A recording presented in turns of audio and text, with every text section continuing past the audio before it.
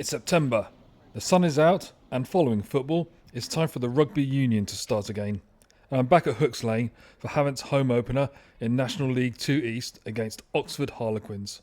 Last season, Havant did quite well in their return to the fourth tier of English rugby for the first time since 2008-2009. They finished 11th out of 14, with their opponents today just avoiding relegation in 12th. The season started the week before, with Havant making a great start away from home with a win against promoted Oundle from Northamptonshire. But a home opener against last season's relegation rivals would be a great way to set a pattern for the rest of the season. It had been nightmare weather over the preceding couple of weeks, and even earlier in the day there had been a couple of downpours that threatened to turn the match into an old school mud bath. But the skies cleared and the sun came out, and it was pretty much a perfect day for a game. I saw two matches last year against Henley and Canterbury, ceiling below for the latter. The former was a close loss, but the match against Canterbury was a 61-5 massacre by the visitors, so Havant were looking for massive improvements early from the get-go. The last thing they need is another relegation dogfight, considering how many years it took them to climb up from the 6th tier. One way Havant didn't struggle last year was with support.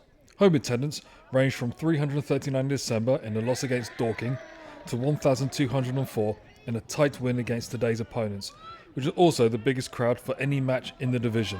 In fact, Havant had the best home attendance, with a total of 11,033 over 13 matches, for an average of 849. It was also the highest capacity attendance at 57%. The next best team for total average was Guernsey Raiders at 7,732 and 595 respectively, with Sevenoaks having the next best capacity at 42%. At this level though, all that extra revenue doesn't necessarily make a big difference, as these players are semi-pro at best and primarily from local and nearby areas. There are no big money contracts or high profile player contracts, so this is about as much of a level playing field as it's possible to get.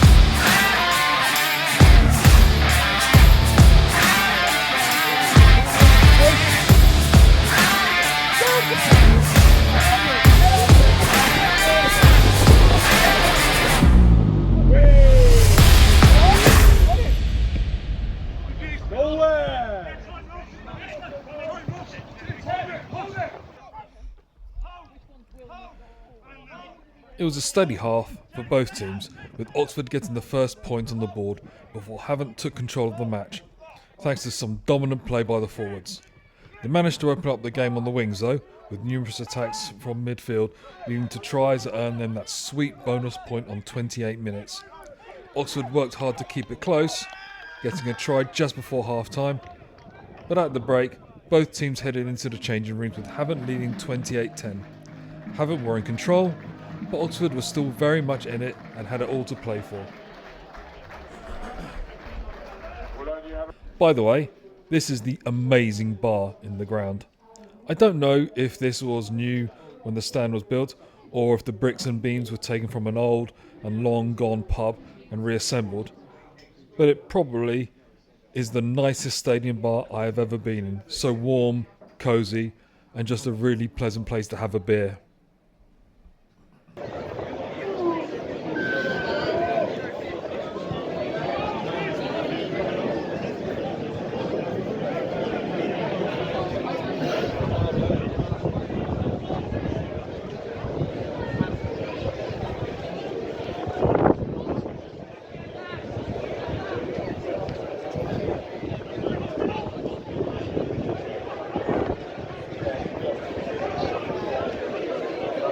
The second half started just like the first, with Havant getting over the line within the first few minutes, and, thankfully for the crowd, this was the beginning of an avalanche of tries, conversions and penalties, but no drop goals.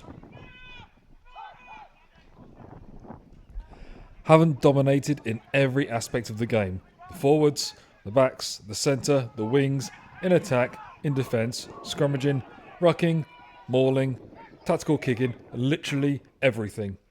Oxford were completely overwhelmed by the home team, who looked like scoring on every possession they had, no matter where on the field they were.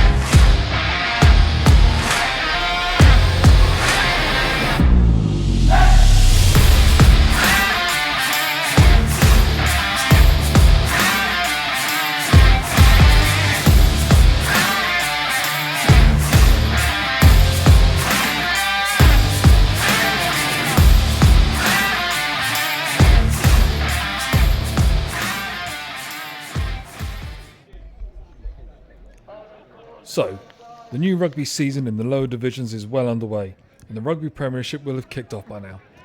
These players will have 9 months of brutality on their bodies, most of it in the cold, but none of it for financial reward.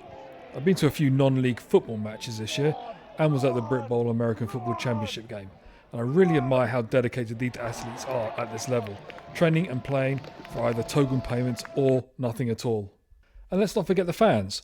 While attendances can swing wildly, especially depending on the weather, the fact is that fans do come to matches week in and week out, watching matches that are light years away from the professional divisions and cameras of Sky or TNT. The money will be highly concentrated in 1 or 2 competitions, but it's at the grassroots levels like this that we in England confusingly refer to as non-league that sports are truly supported. We do a pretty good job of it in this country, though there's always room for improvement. It would be great to have more support for teams outside the Premiership, which would lead to more TV coverage and professionalism. And greater and more consistent support down here would go a long way to encouraging more kids to get involved in the more realistic hope of pursuing sports other than football as a viable professional career. In the meantime, there's a season to play. Havant lost their next game away to Esher, who had been relegated from National League 1, and by the time this is released they will have faced off against Sevenoaks. So, the season has gotten off to a fantastic start, and fingers crossed for Havant for the rest of the season, and hopefully a push for the title and promotion.